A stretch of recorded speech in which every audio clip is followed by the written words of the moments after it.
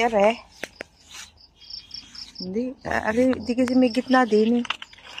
Yung isa pa diyan, nakuha mo na. Lo, digyan la. Ayun. O siya yun na lang. Hello guys! Welcome to my YouTube channel, Penny Barion Vlog. Welcome to my vlog. Dinin po sa aming simpleng bukid. Simpleng taniman ng aming munting. Uy, ang kalamyas! Yun, abot na eh. Dinin po kami sa aming tabi din. At yan.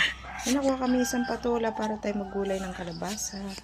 Ayan, maraming pagmumbunga dyan sa ilalim. Maliliit pa nga lang. Ayan.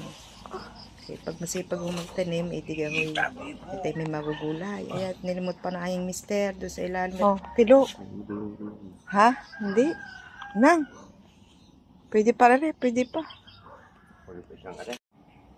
Ayan, nakakuha ulit tayo ng isang patola. Isasahog natin sa kalabasa. Tapos itong kibal. Ayan, sasahog natin. Bulang lang na lamang dahil may kibal. Ari namang eggplant. Ay di, ihaw natin na tayo magigisa ng bagoong. Hindi pa naman na ang ating almusal. At yan naman at tinihiwa na ng aking mister ang kalabasa para tayo ay makapaggulay na. Ito ay napakaligat ng kalabasa guys, din sa Batangas.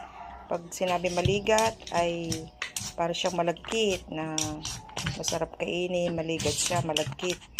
Kasi may kalabasa na pang ano siya, pakbit.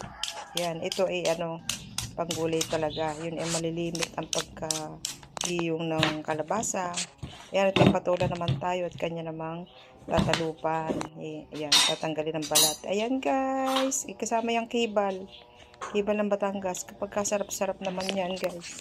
Ako talaga solve na solve ang kain namin din pag mga ganyan. Tinitingnan ko kung ang buto ay ayos. Pero medyo payat. Kaya tinihiwa na ang kalabasa. Yan. Ayan, malapit ang gulayin. Hinugasan muna ang kalabasa at kibal.